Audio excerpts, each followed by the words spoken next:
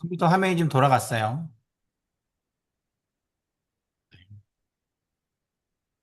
네. 네. 오케이. 좋아요. 기도하겠습니다. 하나님, 우리들의 찬양의 고백을 들으신 줄 압니다. 우리의 믿음의 고백처럼 주님과 함께 동행하는 것이 나의 가장 큰 소원이며 나의 가장 큰 은혜인 줄 압니다. 나와 동행하시는 하나님을 매일매일 누리며 사는 복된 날 되게 하여 주시옵소서. 그 하나님으로 인하여서 내 안에 세상에 감당하지 못한 놀라운 기쁨이 충만한 줄을 압니다. 또한 나를 엄습하려고 했던 그 죄의 문제들이 나와 함께 하시는 하나님을 신뢰함으로 나의 안에 거하는 것이 아니라 나를 피해가게 될 줄로 믿습니다. 주님, 우리의 삶을 보호하시고 자정하셔서 가장 놀라운 주님의 뜻을 실현하여 주시옵소서. 오늘 주님 전에 나아올 때에 우리가 마음을 드리고 시간을 주님 앞에 드렸습니다. 주님, 그 마음과 그 시간, 그 생각, 주님 모든 것 다 주장하셔서 오늘 드려진 이 예배가 마지막 예배처럼 온전히 드려지는 그런 마지막 때의 예배처럼 주님만 온전히 높여드릴 수 있는 복된 시간 되게 하여 주시옵소서. 우리의 삶을 돌아볼 때에 범죄한 것이 있다면 이 시간 예수 그리스도의 피값으로 온전히 죄사함을 받은 줄 압니다. 다시는 마음의 생각 또한 우리가 행동으로 지은 그런 죄의 것들에 빠지지 않게 주님이 도와여 보호하여 주시옵소서. 또 하나님 감사함으로 나아갑니다. 우리의 삶 가운데 주님이 동행하심으로 내가 기대하지 않은, 내가 생각하지도 않은 놀라운 감사와 은혜가 충만한 줄로 압니다. 주님, 그것들을 입술로 고백할 수 있는 믿음 허락하시고, 또한 더 큰 감사를 기대할 수 있는 마음 품게 하여 주시옵소서. 예배를 통하여서 주님만 나타내기 원합니다. 주님 홀로 영광 받아줄 줄 믿습니다. 더욱더 예수님을 사랑하기 원합니다. 말씀 가운데 주를 대면하게 하여 주시옵소서. 예수님의 이름으로 기도합니다. 아멘. 하나님의 말씀은 누가복음 15장 17절에서 23절입니다. 저와 여러분이 교독하겠습니다. 제가 먼저 읽을게요. 이에 스스로 돌이켜 가로되 내 아버지에게는 양식이 풍족한 품꾼이 얼마나 많고 나는 여기서 줄여 죽는구나.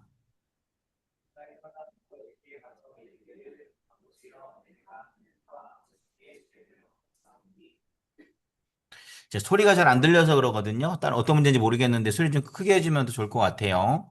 지금부터는 아버지의 아들의 일컬음을 감당치 못하겠나이다. 나를 품꾼의 하나로 보소서 하리라 하고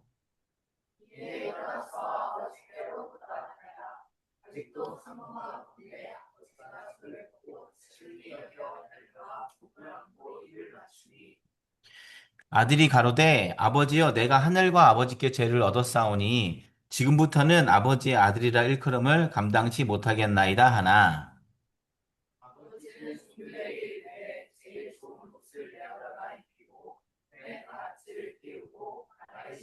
같이 읽겠습니다.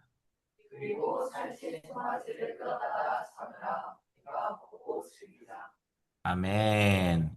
오늘 말씀은 누가 잃어버린 자인가라는 제목을 가지고 누가복음 15장 17절에서 23절 말씀을 나누려 합니다. 여러분, 이 말씀은 많이 들어봐서 알죠?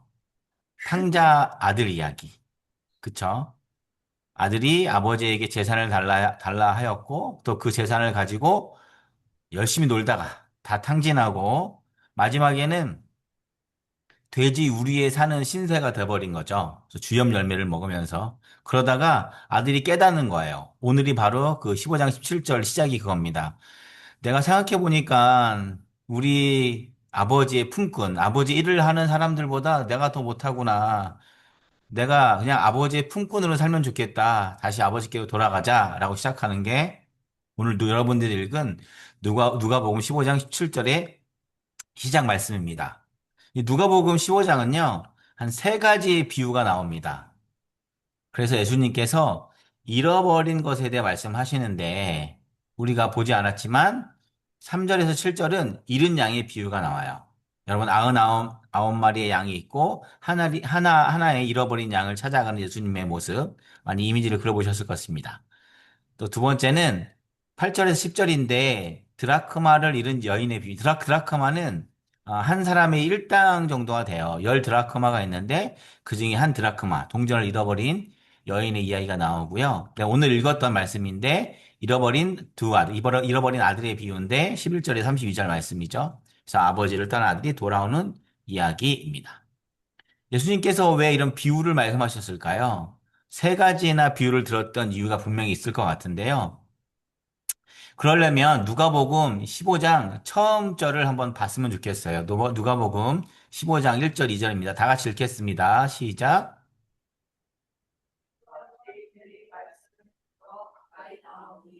바리새인과 서기관들이 수군거려 이르되 이 사람이 죄인을 영접하고 음식을 같이 먹는다 하더라. 자, 오늘 말씀 이렇게 시작해요. 예수님이 말씀을 전하러 나타난 거죠. 그런데 여기서 보면은 네 명의 그런 인물들이 나옵니다. 뭐 네 가지 종류의 인물이겠죠. 모든 세리와 죄인들. 여러분 세리는 기억하시죠? 삭개오 얘기할 때 제가 말씀드렸는데 이때의 세리들은 세금을 걷는 사람인데 예전에 우리나라의 반민족, 그 친일파라고 그러죠. 그런 것처럼 이스라엘 민족 중에 세리를 세웠어요. 세금을 걷는 거죠. 근데 이 세리는 세금을 마음대로 걷어서 그중에 일부만 위에 보내고 나머지는 자기가 다 가져가는. 그래서 이스라엘 사람들이 가장 미워하는 사람 중에 하나였고요. 여기서 죄인들은 감옥에 갇힌 죄인들이 아니라 이스라엘의 법들을 어겼거나 종교법을 어긴 죄인들 이야기합니다. 그리고 바리새인과 서기관이 나오죠. 바리새인과 서기관은 어떤 사람입니까? 말씀을 연구하고 말씀을 가르치는 사람들이죠. 그런데 오늘 말씀을 가만히 보면 예수님은 단순하게 말씀을 전하러 왔지만 그 말씀을 듣고 싶어서 세리와 죄인들이 그 자리에 나타난 거예요. 그런데 그 모습을 보고 바리새인과 서기관들이 야, 어떻게 이런 죄인들과 이런 세리와 예수님이 함께 있을 수가 있냐. 이러한 불편한 마음을 표현합니다. 오늘 네 종류의 사람이 나왔어요. 세리, 죄인들, 바리새인과 서기관들. 이 사람들은 다 하나님 말씀을 또 하나님을 믿었던 하나님을 믿고 있는 사람들입니다. 지금 이 시대에 이야기하면 현재 시대에 교회를 다니고 있는 예수님을 아는 예배를 드린 사람이라고 이해하면 좋을 것 같아요. 그런데 왜 예수님께서 이렇게 세 가지의 비유까지 설명하면서 말씀하셨을까요? 당시 아까 말한 종교 지도자들, 바리새인과 서기관들이죠. 그 사람들은 세리와 죄인들과 상종하지도 않았습니다. 만약에 그 자리에 세리와 죄인들이 있다면 그곳에 가지도 않았고, 그리고 그들이 있는 곳에 그들이 함께하는 것을 그들은 부정하다고 생각을 했어요. 그런데 예수님은요, 세리와 죄인들과 함께 하시고 식사를 같이 하시는 거예요. 밥을 같이 먹는다는 이야기는 같은 공간 안에 있다는 것이죠. 그래서 예수님께서는요, 세 가지 비유를 통해 이야기하셨는데, 가만히 생각해 보면 이 말씀을 듣는 자의 주인공은 사실은 바리새인과 서기관입니다. 왜냐하면 예수님은 그냥 말씀 전하러 나왔고 그 자리에 세리나 죄인들이 나타난 거죠. 이 모습을 보고 분개하고 예수님을 이상히 여긴 당시 종교 지도자들을 향한 예수님의 메시지인 것이죠. 그런데 우리가 아까도 봤지만 누가복음 15장에는 그 세 가지 비유에 공통으로 들어간 말이 있습니다. 바로 잃어버렸다는 거죠. 여러분, 잃어버렸다는 것은 무엇을 의미합니까? 잃어버렸다는 것은 원래 주인이 있었다는 것입니다. 이건 이해가 되시죠? 만약에 오세용이가 500바트를 잊어버렸어요. 근데 문수연이 그걸 주웠어. 그거 누구 거예요? 오세훈 거야. 수현이 거 아니야? 어? 내가 잃어버린 거잖아. 그쵸? 잃어버렸다는 것은 원래 주인이 있었다는 뜻인데 오늘 사실 세리와 죄인들 또한 원래는 하나님의 자녀였습니다. 근데 그들이 삶의 어려움이나 아니면 어떠한 사정으로 인하여서 잠시 하나님을 떠나고 유대인들에게 미움받은 사람이 되어버린 거죠. 오늘 말씀에서 이들이 첫 번째로 잃어버린 자들입니다. 이들이 바로 하나님을 잠시 떠난 자기의 삶의 어려움이나 피치 못할 사정으로. 우리도 이런 경우가 있어서는 안 되지만 나의 삶의 어려움을 인하여서 또 관계의 어려움을 인하여서 교회를 잠시 떠나거나 예배를 멀리하거나 하는 경우가 있을 수 있다 없다? 있을 수 있어요. 그런 것들은 바로 잃어버린 자라고 표현합니다. 오늘 말씀을 다시 한번 잃어버렸다는 것에 중심을 두고 보면 잃어버린 자들은 원래 누구의 자녀? 하나님의 자녀인 것이고요. 그들은 여전히 누구 것이에요? 500바트가 문수연 것이 아니라 오세훈 것인 것처럼 여전히 하나님의 것입니다. 그렇다면 세리와 죄인들은 역으로 무엇을 잃어버렸을까요? 하나님이 잃어버린 자는 세리와 죄인들이에요. 그들도 하나님을 잊어버린 것입니다. 다시 말해 하나님을 떠난 자죠. 당시 종교법은 상당히 엄격했어요. 세리와 죄인들은 하나님의 말씀을 듣고 싶어도 공회에 나올 수가 없었고요. 그들은 말씀을 듣는 것조차, 말씀을 보는 것조차, 종교 지도자를 만나는 것조차 허락하지 않았어요. 이걸 다시 말하면 그들은 예배하고 싶어도 예배할 수 없었고요. 그들은 성경을 보고 싶어도 성경을 볼 수 없었고, 그들은 종교 지도자, 지금은 목회자를 만나고 싶어도 교회에 다니는 사람들을 만나고 싶어도 만날 수 없는 사람들이었습니다. 다시 말해 그들은 말씀을 들을 기회조차도 없어져 버렸고, 예배를 드릴 기회조차도 없어져 버린 자들입니다.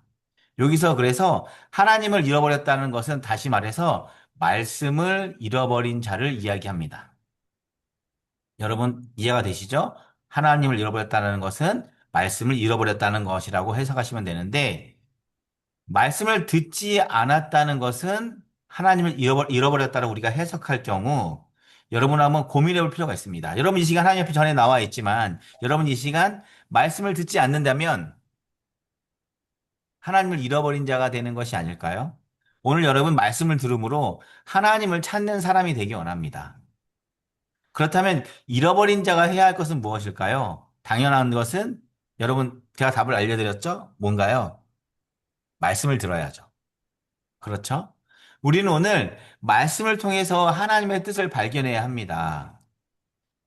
여러분, 말씀을 들을 기회가 없어졌다는 것은 엄청난 힘든 일이라고 생각이 돼요. 하나님을 예배할 수 없는 상황이 되어버렸다는 것. 여러분, 혹이나 자의적으로 그렇게 하고 계시지 않습니까? 그래서 우리는 말씀을 들음으로 하나님을 찾아야 합니다. 그래서 오늘 말씀도 말씀으로 해석을 해야 하는데, 누가복음 15장 17절에 아까 전에 이야기한 잃은 양 99, 죄송합니다. 잃어버린 한 양의 비유가 나왔을 때에 오늘 말씀은 이렇게 결론을 짓고 있어요.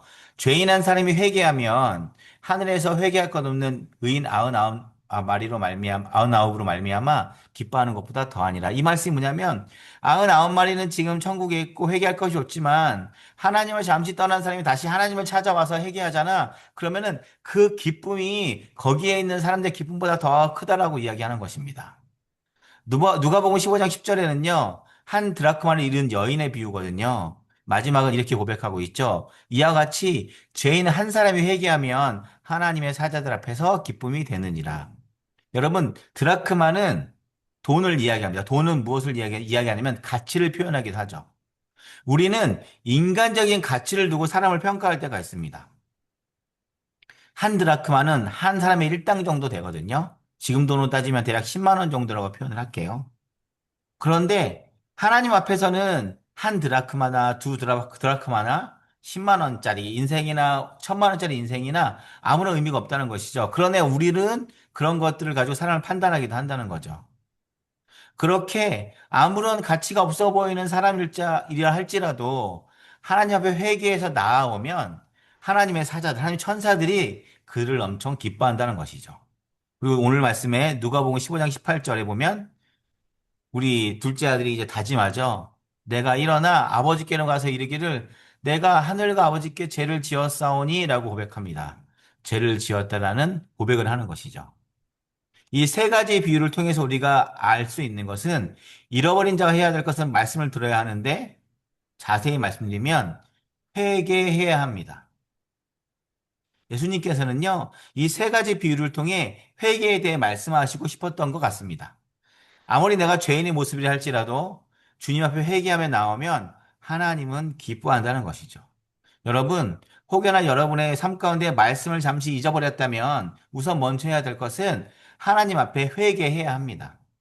기도해야 합니다. 그리고 다시금 말씀을 듣는 예배의 자리에 나오셔야 합니다. 지금 예배 자리에 있는 여러분 또한 말씀을 들어야 합니다. 귀 있는 자는 들을지어다 이 말씀처럼 말은 참 정말로 이상한 힘이 있습니다. 내가 듣지 않고자 하면 안 들리는 게 사람의 말씀입니다. 사람의 이야기입니다. 여러분 오늘 이 시간 오세홍이의 이야기를 듣는 것이 아니라 하나님의 이야기를 하나님의 말씀을 듣는 복된 시간이 되길 원합니다. 그리고 또 다른 잃어버린 자가 있습니다. 사실은 오늘 말씀의 원래의 주인공이에요. 여러분, 하나님 예수님께서 누가복음 15장에서 세 가지 비유를 할 때 마지막 비유에 새로운 등장하는 인물이 나와요. 바로 첫째 아들이 나오거든요. 첫째 아들은 그 아비와 함께 있던 사람입니다. 그리고 아까도 말씀드렸다시피 오늘 15장의 처음에 시작을 보면 세리와 죄인들은 그냥 말씀을 들으러 나왔는데 말씀을 들으러 나온 자를 불편해하는 그런 서기관과 바리새인들에게 사실은 예수님이 하고 싶은 메시지가 있었던 것입니다. 그래서 오늘 말씀의 진짜 대상은 바리새인과 서기관, 다시 말해 하나님의 말씀을 듣고 예배를 드리며 하나님과 나름대로 교제를 한다고 자부하는 사람들에게 예수님이 전하는 메시지입니다. 오늘 첫째 아들의 행실을 볼까요? 둘째 아들이 이제는 그렇게 저런 일들을 다 경험하고 아버지께 돌아왔는데 아버지께서 오늘 마지막 말씀에 기억하십니까? 야, 살찐 송아지를 잡아서 잔치를 베풀자 한 거예요. 근데 맏아들이 일 끝나고 집에 와서 가만히 가다 보니까 집에 막 춤추는 소리야 여러 가지 막 놀이소리가 들리는 거예요. 무슨 일인가 보니까 둘째 아들이 왔다고 잔치를 벌이는 거죠. 이때에 큰아들이 노하면서 거기를 안 들어가려고 합니다. 그래서 아버지께서 야, 들어와. 함께 즐기자. 지금까지 너와 나와 함께 있었고 이 모든 것이 다 너의 것이다라고 아버지가 이야기하는 것이죠. 오늘 아들은요. 둘째 아들이 돌아왔다는 것에 대해서 분노한 것입니다. 어찌 보면 아버지가 이해 안 됐을 수도 있어요. 아니, 그렇게 자식의 재산을 탕진한 자식을 어떻게 받아줄 수가 있지? 어찌 보면 하나님 아버지와 함께 있지만 아버지와 함께 있지만 다시금 돌아온 자에게 다시금 회개한 자에게 분노하는 오늘 말씀처럼 말씀을 연구하고 말씀을 가까이 한다고 말하면서도 정말로 말씀을 들을 대상을 마음대로 듣지 못하게 하고 본인들의 생각에 따라 판단하는 이 바리새인과 서긴과 같은 그런 첫째 아들과 같은 이런 아이들, 이런 사람들 예수님께서는요, 사실은 이러한 첫째 아들의 비유를 통하여서 바리새인 서기관에게 분명히 전하고 싶은 메시지가 있었을 것입니다. 오늘 말씀은요, 잃어버린 자들, 죄송합니다. 세리와 죄인들, 그리고 말씀을 듣지만 말씀대로 살지 않는 자들, 바리새인과 서기관이죠. 그런 자들에게 하시는 말씀입니다. 우리의 지금 신학적인 상황으로 생각을 해보면 어떠한 상황 때문에 말씀을 못 듣는 자들에게 전하는 회개의 메시지일 뿐만 아니라 말씀을 듣긴 하는데 그 말씀대로 살지 못하는 어쩌면 우리들에게 교회를 다닌다면서도 우리의 삶 가운데 예수의 증거가 나타나지 않는 자들에게 전하는 예수님의 메시지인 것입니다. 우리는요, 나의 신앙생활의 기준에 따라 상대편을 판단할 때가 있습니다. 예를 들어서 어떠한 우리가 하나님을 계획하고 준비하고 할 때에 나만 열심히 하는 느낌이 들거나 아니면 같이 하기로 했는데 그 일을 동요하지 않는 사람들을 만날 때가 있다 없다? 있습니다. 그럴 때 내 마음에 실족하고 상처가 생기기도 하죠. 근데 중요한 건 마음의 실족과 상처를 넘어서 그 대상이 미워지거나 그 사람의 행동을 이해하는 것이 아니라 그 사람의 행실에 나쁜 점만 찾아내고 있는 나쁜 습관을 발견하는 저를 발견하기도 합니다. 그리고 하나님을 열심히 하면 할수록 하지 않는 사람이 보일 때가 있습니다. 야, 오늘 8시에 연습하자라고 했는데 항상 늦는 친구들이 있어요. 그런데 뭐 여러 상황이 있을 수 있겠죠. 물론 늦었다는 것을 두둔하는 것이 아니라 내 생각에 쟤는 왜 맨날 늦지? 쟤는 왜 우리가 하고자 하는 이런 우리 교회 행사에 예배일에 적극 참여하지 않지? 왜 다른 데한테 열심을 내지? 이러한 생각에 집중하다 보면 하나님과 나와의 관계에 집중하기에 쓸 에너지를 다른 곳에 소비해 버리고 마는 것이죠. 그래서 우리는 하나님의 뜻에 앞서기보단 사람의 판단이 앞서는 그러한 오류를 범하기도 합니다. 바로 그런 사람이 첫째 아들과 같은 사람입니다.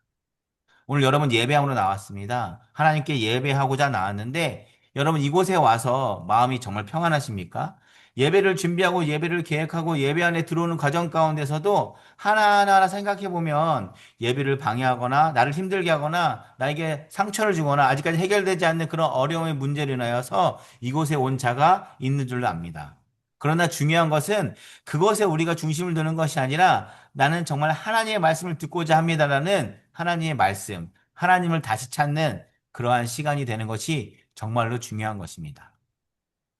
하나님 아버지는요, 항상 우리를 기다리고 계십니다.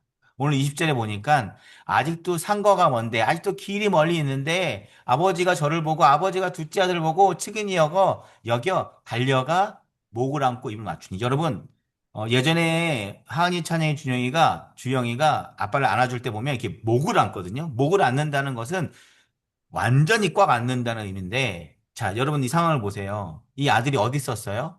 돼지우리에 있었어요. 몸에는요, 돼지는 그냥 먹고 자고 싸고, 자기가 먹었던 것도, 토한 것도, 똥도 먹기도 하고 막 그래요. 그런 곳에 생활했던 아들이 왔단 말이에요. 얼마나 냄새가 나고 보기 싫었을까요? 그런데 아버지는 저 끝에서부터 그 아들을 알아본 거예요. 그리고 그에게 달려가서 그 목을 껴안았다는 얘기는 팍꽉 안았다는 거죠. 입 맞추기까지 한다는 것이죠. 이걸 보면 알 수 있듯이 아버지는 항상 아들을 항상 문 밖에서 기다리고 있었을 것입니다. 제가 중학교 3학년 때 잠깐 가출했다고 여러분 다들 아시죠? 한 3주간 집에 들어가지 않았는데 중간중간 돈이 떨어지면 제가 집에 들어갔어요. 우리 어머니가 시장에 장사하셨거든요. 낮에 몰래 들어가는 거예요. 그러면 책상에 항상 돈이 10,000원짜리가 한두 개 있었어요. 제가 그거 가져갔을까요? 안 가져갔을까요? 돈 없으니까 가져갔죠. 나중에 내가 커서 어머니한테 물어봤어요. 어머니, 내가 몰래 와서 집에 와서 돈을 가져가는 걸 알면서 너 왜 돈을 놔뒀습니까? 그러니까 우리 어머니가 하시는 말씀이 너가 이거라도 가져가야 더 나쁜 짓 안 할 것 같아서 이렇게 얘기하시더라고요. 그러나 제가 3주간의 방황을 마무리하고 집에 들어왔는데 새벽에 왔거든요. 저희 어머니가 거실에서 팔을 개면서 이렇게 엎드려 주무시고 계셨어요. 이 말씀은 뭡니까? 이 이야기는 뭡니까? 항상 그 거실에서 현관문을 바라보며 저를 기다리셨다는 걸 알 수가 있는 거죠. 그리고 지쳐서 주무셨던 어머니. 하나님 아버지도 우리를 기다리고 계십니다. 여러분 중에 죄의 문제로 아파하는 분이 계시다면 또 말씀을 듣지만 말씀대로 살지 못하는 나의 그 힘든 것들로 인한 분이 계시다면 이 시간 하나님 아버지는요, 다시 돌아와 함께 나누기를 원하고 계십니다. 여러분 그런 용기를 내시면 좋겠습니다. 하나님 아버지께 돌아와 죄를 나누는 것, 이것이 바로 회개입니다. 우리는요, 부족한 우리의 것들을 주님 앞에 고백하고 또한 그 부족함을 인하여서 내 안에 아픈 것들을 솔직히 하나님 앞에 나타낼 수 있는 것, 그리고 그로 인하여서 내가 깨닫지 못한 것들을 알아가는 그런 과정을 거치는 것을 회개라고 하는데 중요한 것은 하나님은 항상 기다리고 계셨다는 것을 여러분 잊지 않으셨으면 좋겠습니다. 그리고 회개는 하나님에게도 하지만 사람에게도 해야 합니다. 21절에 보면 내가 하늘과 아버지에게 죄를 지었다라고 고백합니다. 제가 매번 많이 예를 들은 밀양이라는 영화 전도연 나왔던 거 기억하시죠? 만약에 그 죄인이 그 자녀를 죽인 그 죄인이 정말로 예수님을 만났다면 먼저 전도연에게 찾아가 전도연이 나타났을 때 사과를 했어야 하는데 그 죄인은 그러지 않았습니다. 나는 하나님이 용서받았다는 걸로 그냥 끝내버렸어요. 그래서 회개는요, 우선은 하나님께 우리의 죄를 고백하는 것이 중요합니다만, 사람에게도 용서를 구해야 합니다. 혹여나 나로 인하여서 상처받은 자가 있다면, 그 사람이 용기 내어 용서를 구해야 하고요. 그럴 때에 하나님께서 그 살찐 송아지를 잡아줬던 그 아버지의 마음처럼 내가 기대하지도 않은 놀랍고 큰 은혜를 베푸십니다. 그리고 또한 회개는 우리의 힘만으로 할 수 없습니다. 저번 주 읽었던 말씀인데 여러분 기억 다 하실 것 같지만 우리 다시 한번 더 큰 소리로 읽겠습니다. 요한일서 4장 10절부터 11절입니다. 시작. 하나님을 사랑하시나니 오직 하나님이 우리를 사랑하사 육체를 위하여 목재로 그 아들을 보내셨습니다. 사랑하는 자들아 하나님이 이같이 우리를 사랑하셨은즉 우리도 서로 사랑하는 것이 나타납니다. 자, 우리의 죄의 문제는 우리 스스로 해결할 수가 없습니다. 그래서 오늘 말씀 요한일서 4장 10절 11절에 보면 우리의 죄를 위하여 화목제로 누구를 보내주셨다? 예수 그리스도를 보내주신 것입니다. 우리는 하나님께 나아갈 자격이 없습니다. 왕이 아닙니다. 그러나 우리는 왕 같은 제사장의 자격으로 주님 앞에 나아가는데 그러려면 그 중간에 예수 그리스도의 의의 옷을 입어야 합니다. 오늘 요한일서 4장 말씀에서 알 수 있듯이 하나님께서 우리와의 관계를 회복하기 위하여서 화목하기 위하여서 누구를 예수 그리스도를 이 땅에 보내주셨습니다. 예수 그리스도 또한 우리의 죄를 대신 짊어지시고 그가 친히 스스로 화목 제물이 되셨습니다. 하나님과 우리와의 관계에 막힌 담이 예수 그리스도로 인하여서 그가 화목 제물로 됨으로 인하여서 우리가 하나님께 나아갈 수 있는 것입니다. 하나님 아버지는 우리를 기다리고 계십니다. 우리는 회개하고 하나님 앞에 나아가야 합니다. 마지막에는 항상 우리가 예수 그리스도의 이름으로 기도합니다라고 하는 그 이유가 우리의 자격으로 나아가는 것이 아니라 예수 그리스도의 이름으로 나아갑니다라는 믿음의 고백인 것입니다. 여러분, 더욱더 오늘 이 말씀을 통하여서 화목 제물이 되어 주신 예수 그리스도의 그 피값의 의미를 되새기기 원합니다. 나와 함께 하길 원하시는 그 하나님과 그런 하나님은 항상 우리를 먼발치에서 지켜보시며 기다리고 계시는데 우리의 모습이 돼지우리에 들어갔던 그런 죄악된 더러운 모습으로 나아갈지라도 그 하나님께서는 우리를 끌어안아 주시며 입맞 주시며 내가 기대했던 것은 그냥 나는 하나님의 종 정도만 되길 원합니다라고 하지만 그들은 아니야 너는 나의 자녀야 나의 아들이야 명하면서 잔치를 베푸셨던 그 오늘 누가복음 말씀의 비유처럼 하나님 아버지께 이제는 우리가 돌아가기 원합니다. 그래서 이 시간 우리 다시 한번 결단하고 하나님 앞에 내가 하나님의 자녀로서 이제는 되돌이키기 원합니다라는 믿음의 고백을 하기 원합니다. 그래서 우리 매번 하는 거죠. 제가 큰 글씨 읽으면 여러분 작은 글씨 읽으시면 돼요. 큰 목소리로 읽겠습니다. 죄를 고백합시다.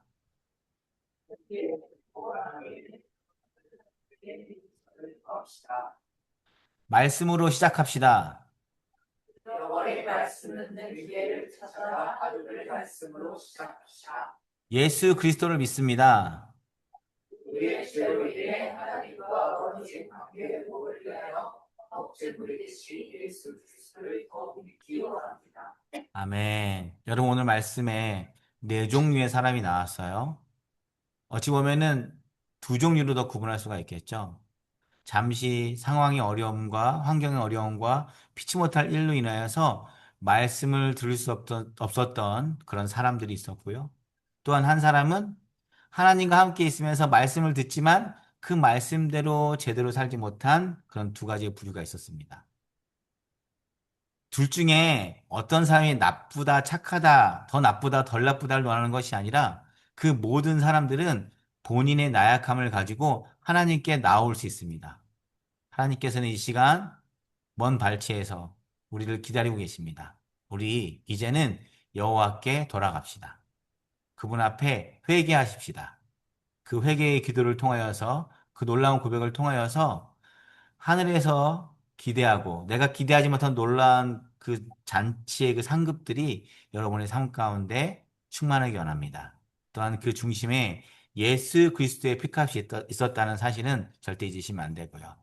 우리 기도하고 헌금 찬양하겠습니다. 기도하겠습니다. 하나님, 이제는 여호와께 돌아가기 원합니다.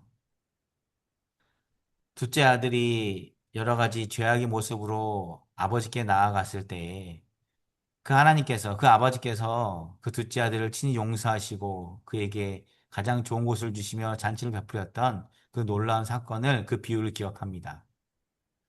우리가 주님 앞에 회개할 수 있는 용기를 허락하여 주시옵소서. 또한 첫째 아들처럼 하나님과 함께 있지만 예배를 드리지만 주님 앞에 말씀을 듣는다고 하지만 그 말씀대로 하나님 뜻대로 살지 못하는 나약한 저를 또한 발견합니다.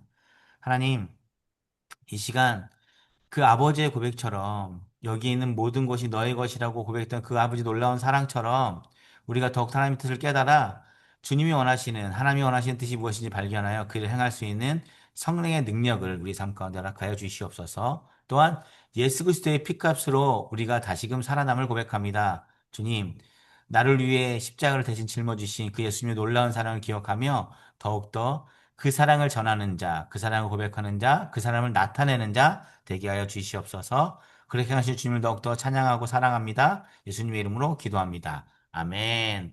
우리 헌금하겠습니다.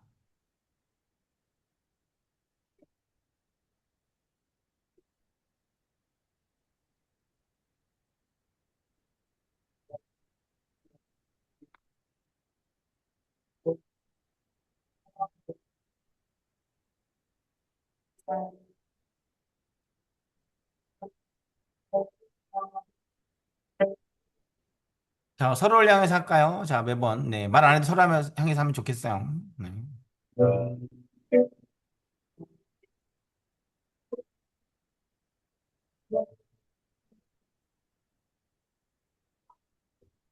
아주 격하게 우리 주원이는 서로를 향해 해주는 거야. 좋아. 아주 좋아. 자, 우리 이제는 우리 뒤에 있는 사람과 한번 좀 찾아가도 괜찮고, 눈을 마주치면서. 네, 눈 마주쳐야 돼요. 눈 안 마주치면 안 한 거임. 문수정은 나 쳐다보고 있는 거지? 아니구나. 돌았구나. 그래. 서로 축복해 주세요. 우리 믿음의 공동체를 위해 기도하는 마음으로 축복하시면 좋겠습니다. 아멘.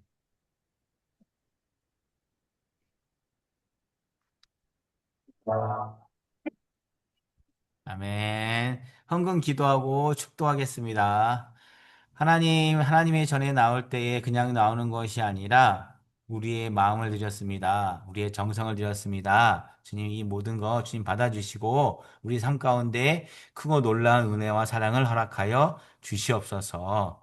오늘 말씀처럼 더욱더 주님 앞에 나아가는 자 되길 원합니다. 주님, 주께 예배하고 주께 찬양하고 주님의 말씀을 보는 것에 열심을 낼 수 있는 방콕 향기교회 되게 하여 주시옵소서. 주님의 헌금이 쓰일 때마다 주님 영광이 가리지 않길 원합니다. 그 쓰는 사람에게 지혜를 더해 주시어서 그 전하는 손길, 쓰여지는 그 손길, 또한 받는 손길 모두가 하나님의 축복을 누리게 부족함이 없도록 주님 함께하여 주시옵소서. 더욱더 주만 높이게 하시옵소서. 예수님 이름으로 기도합니다. 축도하겠습니다. 이제는 우리 주 예수 그리스도의 은혜와 한없고 놀라우신 하나님의 사랑과 성령님의 내주 교통하심이 이제는 하나님 앞에 나아가겠습니다라고 결단하고 회개하기로 작정한 사랑하는 성도들과 그의 가정과 직장과 학교와 그가 속한 모든 공동체 위에 이제부터 영원토록 함께 하시기를 기원하옵나이다.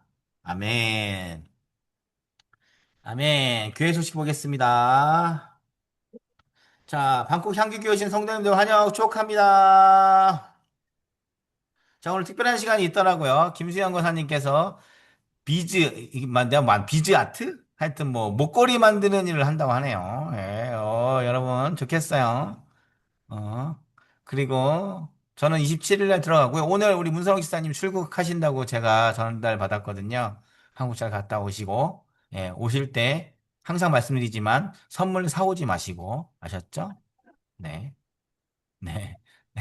네. 하여튼 식사 맛있게 하시고, 그리고 예배 이후에도 우리 권사님께서 섬겨주신 그 비즈 아트, 먹거리 만들기 많이 참여해서, 사진을 좀 올려주세요. 알았죠? 우리 교회 카톡방에 다 만들고 이런 기쁜 사실, 아셨죠?